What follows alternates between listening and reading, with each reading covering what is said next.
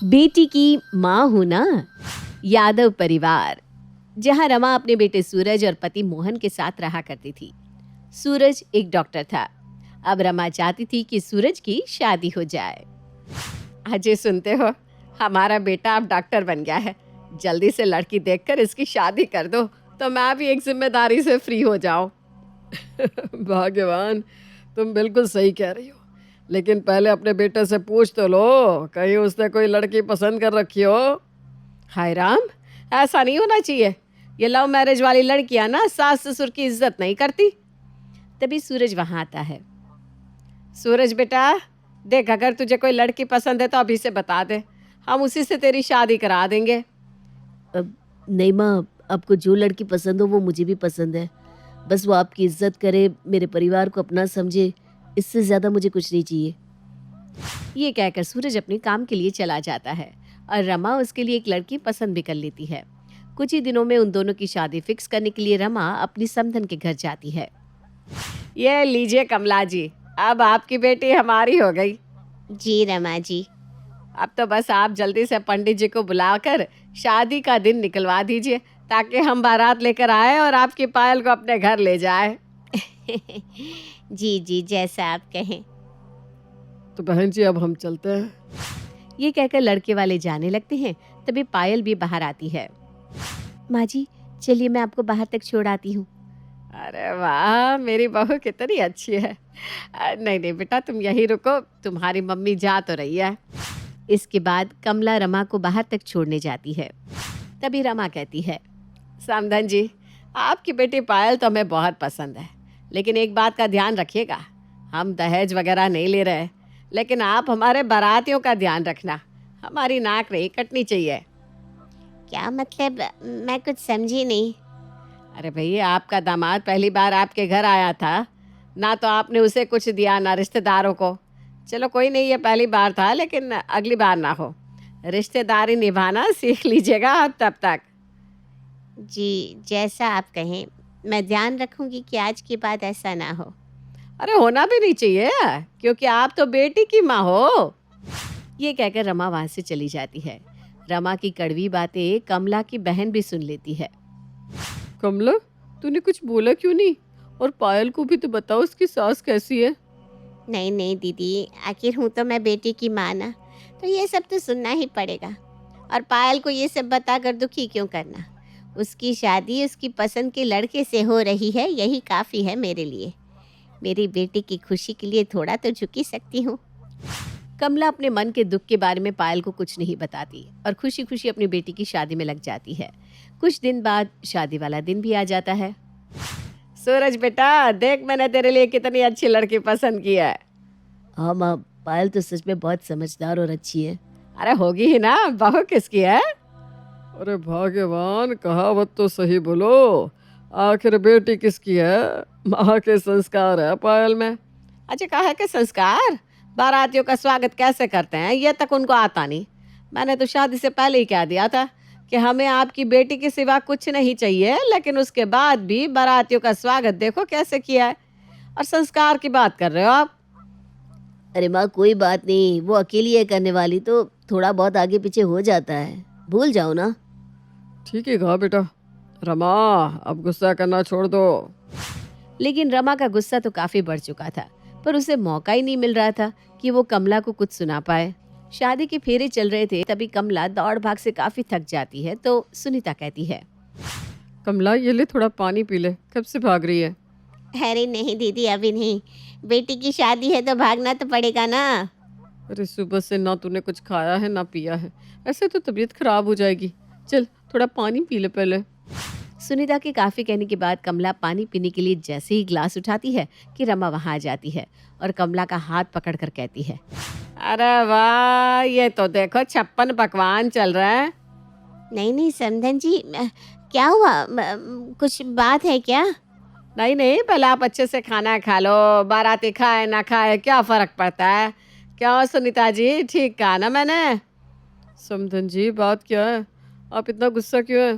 अरे गुस्सा क्यों हूँ ये भी मैं बताऊं? चलो दिखाती हूँ। रमा कमला का हाथ पकड़कर उसे खाना बनाने वाली जगह पर लेकर गई। ये देखो, हमारे खाने से पहले ही आपका खाना खत्म हो गया है।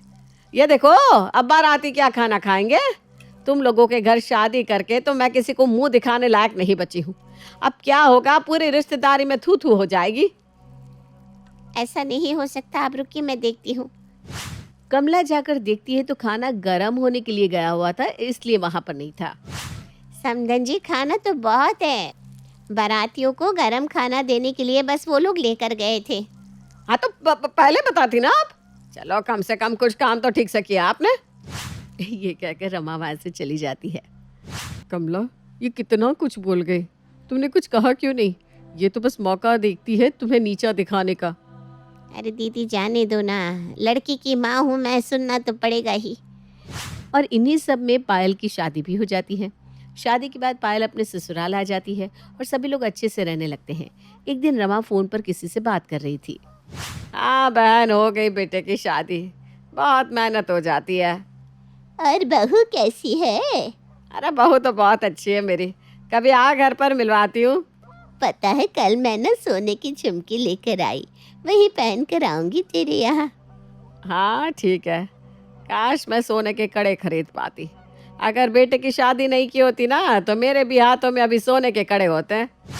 ये सब पायल सुन लेती है और शाम में सूरज के आने के बाद उसे सब बताती है। अच्छा किया पायल, तुमने मुझे बता दिया। मैं अभी जाकर माँ के लिए सोने के कड़े ले लूँगा। वैसे भी माँ कितना कुछ करती है मेरे लिए, इतना तो हक बनता है उनका। जी सही कहा आपने। पायल की बात सुनकर सूरज कड़े लेकर आता है और अपनी माँ को देता है। अरे वाह बेटा, ये तो मेरे लिए लेकर आया। बेटा हो तो ऐसा हो। माँ ये सब पायल ने ही मुझे बताया था। कितनी अच्छी है ना वो। हाँ, बहू भी तो मेरी ही है। ऐसे ही कुछ दिन निकल जाते हैं और एक दिन पायल को मायके ले जाने के लिए कमला रमा के घर आती है। आइए आइए समधन जी, आइए। जी वो पायल को घर ले जाना था। हाँ हाँ बिल्कुल ले जाइए। बस ध्यान रखिएगा हमारी बहू का। जैसा ले जाओ वैसे ही छोड़ भी जाना। तभी वहाँ पायल और सूरज भी आ जाते हैं। मम्मी जी आप आ गए, आइए बैठिए ना। पायल, मम्मी जी के लिए कुछ खाने को लेकर आओ। सूरज कमला की आवभगत करता है और फिर सूरज कमला को अपने कमरे में लेकर जाता है। मम्मी जी ये पायल और मेरा कमरा है, आप यहीं बैठिए, पायल बस आती होगी। ये कहकर सूरज अंदर वॉशरूम में चला जाता है। अरे बहन, आप यहाँ हैं? बेटी के कमरे में बैठी हैं आप? जी वो दामाद जी ले आए। अरे मेरा बेटा तो है ही भोला। वैसे देखिए बहन जी, मैं आपको एक फ़ायदे की बात बताऊं। ऐसे किसी के कमरे में नहीं आना चाहिए। कल को बहू का कोई सामान चोरी हो गया तो सब तो यही कहेंगे ना, बहू की माँ आ गई थी कमरे में। आपको अच्छा तो नहीं लगेगा, है ना? अच्छा है कि आप बाहर ही बैठ जाओ। जी जैसा आप कहें। ये कहकर रमा वहाँ से चली जाती है और कमला भी कमरे से चली जाती है। पर ये सारी बात सूरज सुन चुका था। सूरज पायल के पास जाकर उसे ये सारी बात बताता है। क्या तुम्हें इस बारे में पहले से पता था कि मेरी माँ तुम्हारी माँ को ऐसा कुछ बोलती है? नहीं तो मम्मी ने तो कभी ऐसा नहीं बताया। चलो मम्मी जी से पूछ लेते हैं। दोनों कमला के पास आते हैं। मम्मी जी, आपको मेरी माँ ने इतना कुछ बोल दिया, आपने कुछ कहा क्यों नहीं? अरे बेटा, ये कोई पहली बार थोड़ी ना हुआ है। और वैसे भी मैं क्या ही बोलूँ, मैं तो हूँ लड़की की माँ ना। नहीं, ये आपके बेटे का घर भी है और मेरे होते हुए कुछ भी गलत नहीं होगा। तभी सूरज अपनी माँ रमा के पास जाता है। माँ, आपने पायल की मम्मी को बाहर बैठने को क्यों कहा? वो उनकी बेटी का कमरा था, उस पे उनका भी हक है। और अगर आपको लगता है कि आप उनको कुछ भी बोल दोगे क्योंकि वो पायल की माँ है तो ये गलत है, क्योंकि वो मेरी भी माँ है और मेरी माँ को कोई गलत बोलेगा तो मैं नहीं सुनूंगा। और जहाँ मेरी माँ की इज्जत नहीं, वहाँ मैं भी नहीं रहूँगा। चलो पायल यहाँ से। ये बोलकर सूरज कमला के साथ जाने लगता है। मुझे माफ़ कर दो बेटा, मैं लड़के की माँ होने के घमंड में चूर हो गई थी। मुझे माफ़ कर दीजिए कमला जी। बहन जी माफ़ी मत मांगिए। मेरी पायल आपकी है और आपका सूरज मेरा है। दोनों बच्चे बस अच्छे से रहे, मैं यही चाहती हूँ। रमा का घमंड टूट जाता है और पूरा परिवार अच्छे से रहने लगता है। अरे विशाल, ये बहू गार्डन से आई या नहीं आई? नहीं माँ, अब 21 पंखुड़ियों वाला गुलाब मिलना इतना आसान भी तो नहीं है ना। अरे क्या जरूरत थी उसे ऐसी अजीबोगरीब मन्नत मांगने की? 21 पंखुड़ी वाला गुलाब मंदिर में मैं चढ़ाऊंगी। पर माँ, तुम्हारी तबीयत ठीक हो इसीलिए तो उसने ऐसी मन्नत मांगी थी। हाँ बेटा, वो तो मैं भी मानती हूँ, लेकिन मुझे सिर्फ वायरल बुखार था, 3 दिन में वैसे भी ठीक हो जाता। अब ये मन्नत के चक्कर में 7 दिन से रोज 3 घंटे बर्बाद कर रही है वो। लो, आ गई राधिका। हो गई मन्नत पूरी? मिल गया 21 पंखुड़ी वाला गुलाब? अरे गुलाब तो मिलने का नाम ही नहीं ले रहा था। फिर क्या माँ जी, मैंने टूटे सिंग वाली गाय को ब्रेड बटर खिलाने की मन्नत मांगी, तब जाकर मिला 21 पंखुड़ी का गुलाब। हे भगवान, फिर नहीं मन्नत। राधिका की आदत थी हर छोटी मोटी बात पर मन्नत मांगने की। वो अपने या अपने परिवार पर आई जरा सी मुसीबत पर अजीब अजीब मन्नतें मांग लेती थी, जिसे पूरा करने के चक्कर में पूरा परिवार परेशान होते रहता। माँ, ये उबली हुई लौकी और कच्चा करेला मुझसे और नहीं खाया जाएगा। अरे मैं क्या करूं बेटा, तेरी बीवी ने मन्नत मांग रखी है तो तुझे पूरी तो करनी ही पड़ेगी ना। लेकिन माँ, ऐसे तो मैं भूखा मर जाऊंगा। अरे ना ना बच्चे, ये ले, मैं ना थोड़ा अचार लाई हूँ, उससे थोड़ा स्वाद बढ़ जाएगा। हाँ माँ, जल्दी दो, कहीं राधिका सुन ना ले। रुक जाओ, खबरदार, जो ये अचार खाया तो क्यों खा रहे थे? अरे नहीं, मैं तो बस। बहाने मत बनाइए। और माँ जी, आप भी इनका साथ दे रही हो मन्नत तोड़ने में। इनके लिए ही तो मैंने मन्नत ली थी कि अगर आपका प्रमोशन हो गया तो आप 1 महीने सिर्फ उबली और कच्ची सब्जियां खाएंगे। और देखो, हो गया ना प्रमोशन, तो अब मन्नत तो निभानी पड़ेगी ना। लेकिन मेरा प्रमोशन तो होने ही वाला था। होने वाला तो 2 साल से था, लेकिन हुआ इस साल, वो भी मेरी मन्नत के कारण। अब चुपचाप ये उबली लौकी खा लो। हेलो, हाँ, अरे वाह, ये तो बड़ी अच्छी खबर है भाभी। आप भैया का ध्यान रखो, मैं विशाल और बहू को खुशखबरी देती हूँ और हम जल्दी आपसे मिलने आएंगे। हाँ, अरे विशाल, राधिका, तुम्हारे मामा जी का ऑपरेशन अच्छे से हो गया है। अरे वाह, ये तो बड़ी अच्छी खबर है। मुझे तो पता ही था कि मामा जी ठीक हो ही जाएंगे। वो कैसे? मैंने मन्नत जो मांगी थी। कौन सी मन्नत ले ली है बहू इस बार? मैंने मन्नत ली थी कि जब मामा जी ठीक हो जाएंगे तो यमराज को खुश करने के लिए 1 महीने तक आप यमराज जैसा सींग वाला मुकुट और बड़ी बड़ी मूछें लगाकर रोज मंदिर जाएंगी। अच्छा किया ना माँ जी मैंने? अरे माँ जी गई भाड़ में, ये क्या अनाप शनाप मन्नत मांगती रहती है। अरे मैं कैसे लगूंगी ऐसे बाजार में घूमती हुई है? नहीं, ऐसे तो लोग मुझे पागल समझेंगे बहू। अरे माँ जी, ऐसा मत कहिए ना, यमराज को गुस्सा आ गया तो? ठीक है, बस एक बात कहूँ, शुक्र मनाओ माँ कि इसने ये मन्नत नहीं मांगी कि तुम यमराज की तरह काले भैंसे पर बैठ कर जाओगी। अरे चुप कर नालायक। लाओ सिंह और मेरी मूछे। राधिका की मन्नतों ने घर वालों की नाक में दम कर दिया था। कभी वो खुद कोई अजीब मन्नत पूरी करती तो कभी घर वालों से करवाती। चलिए जल्दी से अपना शर्ट निकालिए। अरे ये क्या कर रही हो? माँ आती होगी और मुझे ऑफिस भी जाना है। अभी कपड़े क्यों निकालूं? आप भूल गए, आपका टेढ़ा बॉस सीधा हो जाए, इसलिए मैंने मन्नत रखी थी कि आप उल्टा शर्ट पहन के ऑफिस जाएंगे। उल्टा शर्ट पहन के गया तो बॉस मुझे सीधा नौकरी से निकालकर घर भेज देंगे। अरे ऐसा कुछ नहीं होगा, मैंने कहा ना, वैसा करिए आप बस। तुम्हें समझाना मेरे बस की बात नहीं, माँ ही समझाएंगी तुम्हें। कहाँ है वो? माँ, माँ। माँ जी अपने कमर दर्द की मन्नत पूरी करने गार्डन गई हैं। लंगड़ी टांग से 11 पीपल ढूंढकर उन्हें जल चढ़ाने। तुम्हारा दिमाग तो खराब नहीं हो गया? कमर का दर्द ठीक हुआ तो घुटनों का दर्द शुरू हो जाएगा मेरी माँ को। अरे कुछ नहीं होगा ऐसा। चलो अब तुम उल्टा शर्ट पहन के ऑफिस जाओ, मुझे मेरी बहन की शादी की मन्नत पूरी करने के लिए पीली गाय को केले खिलाने हैं। अरे बेवकूफ औरत, पीली गाय भी कहीं होती है भला? इसीलिए तो हल्दी घोली है, पहले गाय को हल्दी लगाऊंगी, फिर उसे केले खिलाऊंगी। तुम्हारी इन उल्टी सीधी मन्नतों से मेरा और माँ का जीना हराम हो गया है। कम से कम उस बेचारी गाय को तो बख्श दो। पानी अब सर के ऊपर बहने लगा था।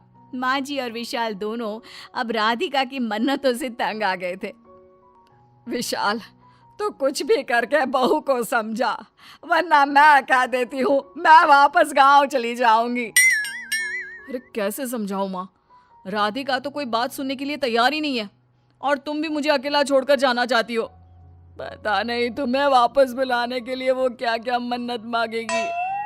अरे तो क्या करे, इसकी अकल ठिकाने लगाने के लिए अब हमें भी मन्नत मांगनी पड़ेगी। क्या? कैसी मन्नत? जरा कान तो इधर लाओ माँ। हाँ, इससे काम हो सकता है। अरे राधिका, तुम्हें पता है ना, विशाल की मौसी यानी मेरी बहन मुझसे बात ही नहीं कर रही थी। हाँ माँ जी, वो तो 1 साल से आपसे रूठी है। इसीलिए मैंने मन्नत मांगी थी कि अगर वो मुझसे बात कर लेगी तो मेरी बहू 1 हफ्ते का मौन व्रत रखेगी। और देखो, अभी उसका फोन भी आ गया हैं? लेकिन अरे नहीं नहीं बहू, कुछ मत बोल। तुझे अभी से मौन व्रत शुरू करना है। अब 1 हफ्ते तक कुछ भी नहीं बोलेगी तू, हैं? कुछ भी नहीं। माँ, राधिका, अरे क्या हो गया? क्यों चिल्ला रहा है? वो मेरी कार की चाबी 3 दिन से नहीं मिल रही थी ना, तो मैंने मन्नत मांगी थी कि अगर कोई चाबी मिल गई तो राधिका पूरा दिन धूप में गरबा खेलेगी। राधिका, तुम मेरी मन्नत पूरी करोगी ना? राधिका चुपचाप दिखती रहती है। अरे कुछ बोलो भी। अरे उसे बोलने को मत बोल बेटा, वो मौन व्रत पर है। और क्यों नहीं खेलेगी गरबा? बहू से अच्छा कौन जानता है कि मन्नत पूरी करना कितना जरूरी है। तो ध्यान रखना राधिका, तुम्हें धूप में गरबा खेलना है, हैं? बेचारी राधिका मन्नत को लेकर इतनी सीरियस थी कि धूप में गरबा खेलने छत पर चली गई। और वो कुछ बोलती भी कैसे? मौन व्रत की मन्नत जो थी। शाम को बेचारी थक हार के नीचे आई। उसे तेज भूख लगी थी तो खाना खाने बैठ गई। तभी माँ जी वहां गई। अरे बहू, ये क्या गजब कर दिया, खाना खाकर मन्नत तोड़ दी। राधिका इशारे में पूछती है। अरे विशाल ने एक कंपनी के शेयर खरीदे थे और मन्नत मांगी थी कि उसमें फायदा हुआ तो तुम 3 दिन उपवास रखोगी। अरे तुमने तो मन्नत ही तोड़ दी। अब विशाल को नुकसान हो जाएगा। हो जाएगा नहीं माँ, हो गया। मेरा सारा पैसा डूब गया। अरे रे रे, अब क्या होगा बेटा? अब क्या? इस मन्नत की भूल सुधारने के लिए राधिका को एक नई मन्नत लेनी पड़ेगी। सर पे मटकी रखकर 7 दिनों तक आंखों पर पट्टी बांधकर घूमना होगा, तब जाके मेरे सारे नुकसान भरपाई होंगे। नहीं नहीं, बिल्कुल नहीं। तुम्हारा नुकसान मेरे गहने बेच के पूरा कर लो, लेकिन अब मैं कुछ भी नहीं करने वाली। अरे बहू, ये क्या किया? मौन व्रत भी तोड़ दिया। अब मेरी मन्नत का क्या होगा? अरे भाड़ में जाए ऐसी मन्नतें, ऐसी उल्टी सीधी मन्नतें भी भला कोई लेता है क्या? और आपको मेरे लिए कोई मन्नत लेने से पहले मुझसे पूछना तो चाहिए था। अच्छा, तुम पूछती हो क्या माँ या मुझसे, जब हमारे नाम पर कोई मन्नत लेती हो? और तुमने भी तो कैसे कैसे मन्नतें ली थी। लेकिन मैं तो सभी की भलाई के लिए कर रही थी ना, और फायदा भी तो हुआ ना। मुझे पता है कि तू सबकी भलाई चाह रही थी, लेकिन बेटा होता वही है जो लिखा होता है। वो सब हुआ क्योंकि वो होना था। इंसान का काम सिर्फ अच्छे काम करना है और फल भगवान पर छोड़ देना। ऐसी मन्नतें सिर्फ परेशानी ही बढ़ा सकती है। अच्छा काम करो और ईश्वर पर भरोसा रखो, वो सबका अच्छा करेंगे। हाँ माँ जी, मैं अपनी गलती समझ गई हूँ। मैंने आप दोनों को और खुद को बहुत परेशान किया। सॉरी, लेकिन मुझसे और मन्नतें पूरी नहीं की जाएगी। तुम्हें करनी भी नहीं है। ये सब तो माँ और मेरी चाल थी, तुम्हारी मन्नतों की आदत छुड़वाने के लिए। तो मैं आज एक और मन्नत ले लेती हूँ। नहीं। अरे घबराइए मत, मैं तो कभी उल्टी सीधी मन्नतें ना लेने की मन्नत ले रही हूँ।